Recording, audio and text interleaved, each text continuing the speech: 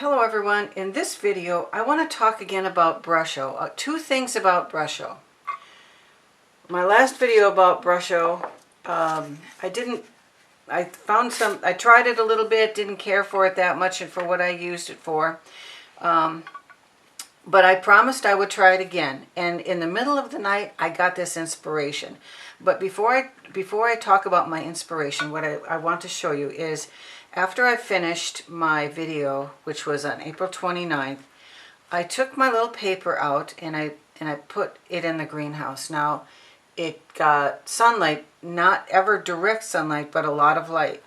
And so, how many days has it been? April 29th.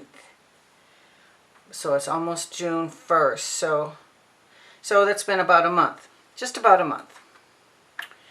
And I put that rock on it, and I wanted to just see how Lightfast it was, because I have a scientist brain, and so I wanted to see how it was going to hold the color. Now, so this is what happened. Now, I'm not saying, for people who are a little protective of Brusho, I'm not saying that this is better or worse than any other medium. I'm just saying this is what happened in a month. This was, my colors here are, the blue is ultramarine, the red is Ost red, whatever that stands for, and the yellow is lemon. So we lost some color, and so I would say don't put your paintings in a greenhouse. And that's all I'm going to say about that. So, my big inspiration in the middle of the night, I thought, well, hey, what if I do this? What if I take some pigment and I mix it with my gum arabic medium? And I was just wondering, okay, so how would it be if I used this as sort of like my travel colors, my plein air colors, my playing in the plein air colors. How do these mix? How do these blend? Could I actually make the colors of a color wheel? And how good can I get? How well can I do my colors? So I, wow, okay. Oh, I can't get my jar open. Just a minute, I'll be right back.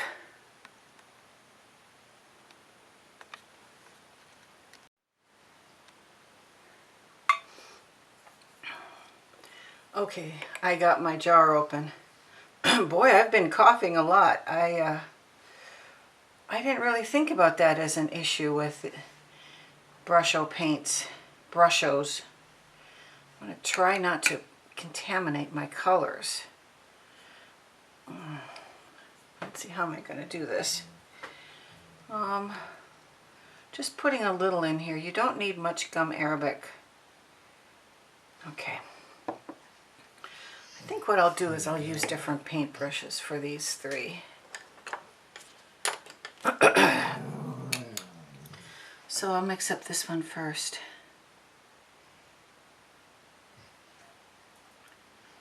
Okay. It's mixing nicely. Need a little bit more water.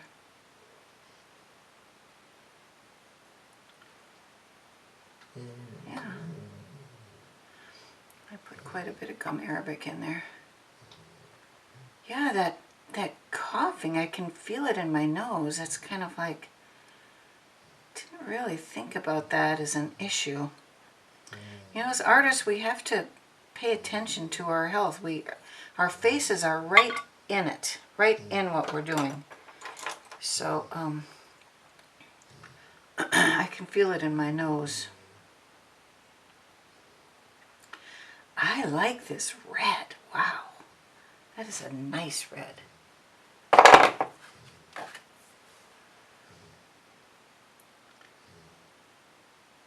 And mixing this Brusho with the gum arabic, it's got a totally different consistency there.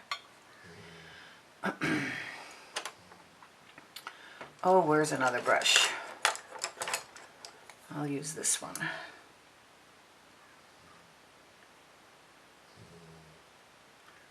Ooh, I put a lot of it in there. Depth of color, really good depth of color. Okay, now let me see. So what I'm going to do is I'm just going to sort of put together a color wheel here. I've got my little color wheel over there, and I'm going to put my colors down just like on the wheel. So I've got my red.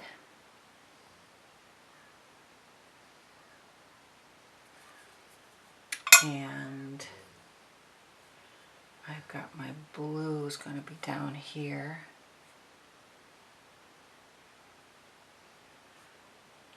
Adding gum arabic just changed the consistency of these paints drastically. And here's my yellow. Okay, so now what I'm going to do is I'm going to put a little bit of yellow there. I'm going to grab a little bit of the red, and I'm going to make an orange. Now see, they do blend well. I like that blending.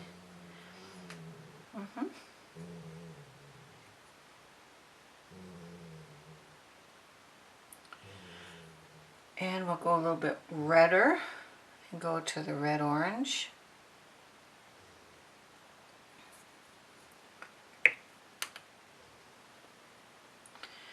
And a little bit more yellow, yellow orange.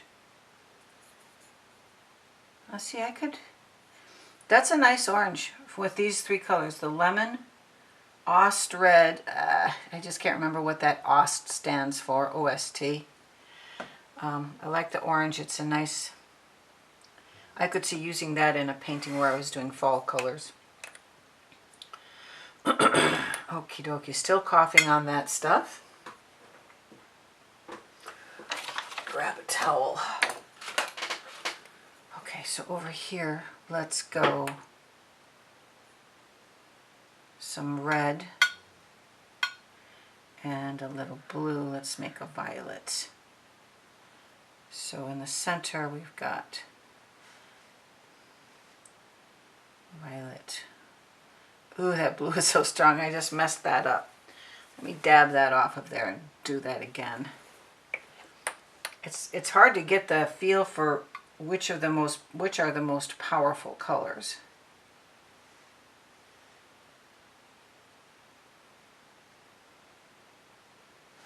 Now I have too much red. Okay. When I tried this last time, I couldn't get those paints, the colors to move very much. But now with the addition of the gum arabic, they're moving a lot better.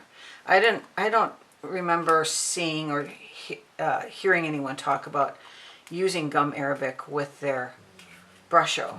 But based on this, I think it's a good idea. I think that it's more, responds more in the way that I would like to see it respond. Because I want to paint with it. I don't want to just create little backgrounds that are colorful. I want to actually paint with it. So there's my blue violet.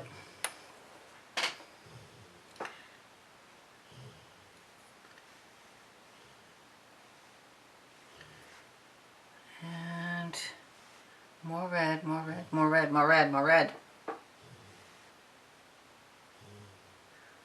There's my red violet. Not very thick. Okay, now let's go with the yellow and a touch of blue for some green. And I did not clean that brush well enough. I'm going to switch brushes. So I'm going to do yellow and a touch of blue. And I'm going to go with green there. And I don't have enough yellow in my in my tray, really. Man, I'm kind of a little bit not too enthused about getting more out of here. After the choking, I'm just going to stand back and do it. Don't breathe, don't breathe. Take a little bit more of my gum arabic.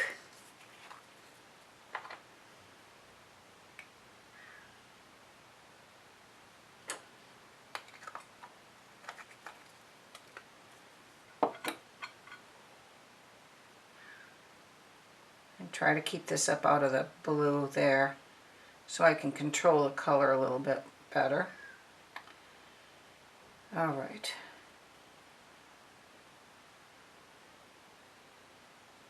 Oh, that's a nice green. I like lime green.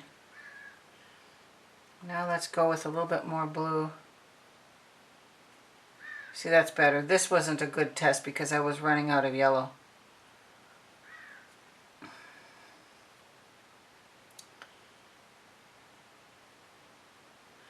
Totally different.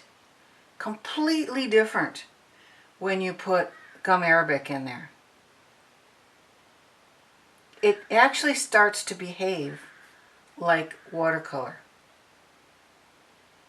And that is the good thing when you wake up in the middle of the night and you use the time to think, something suddenly will come to you. So let's try another thing since we have this white spot here. Let's try. Now I've got a fair amount of gum arabic in there. Let's just see what happens. Oh, look at how much better it's spreading. OMG! Do you see that? Can you see that? I hope you can see that. It wasn't doing this with water last time I tried it. And I wouldn't have given it a rather negative review if I had thought, do you see how that's moving? If it had entered my mind to use gum arabic, I would have thought different of it. The blue's really wanting to move.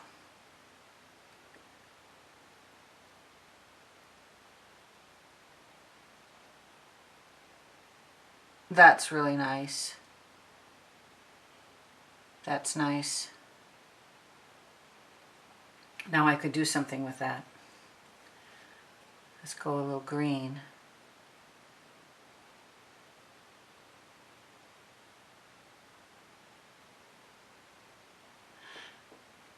Now, I don't know if you people are watercolor artists, people that are watching, you know what's going to happen. When this is moving like this, it's going to continue to blend as it dries. And it's not really going to look exactly like this when it dries because it's going to move some more. So I guess my middle of the night light bulb going on was a good thing. I really learned something about Brusho. And I would say if you've got some, get some gum arabic. If you don't have it yet, order some. This is Holbein Artist Watercolors W461 Gum Arabic Medium. It's by Holbein. But you don't have to get this kind. Just get some gum arabic and play. Now, I love the blending that's going on there. I'm still kind of feeling it in my throat, though. So that's a little, and my eyes. I think I got some in my eyes. So I'm a little concerned about that. I'm going to be careful about that in the future. But there it is, folks.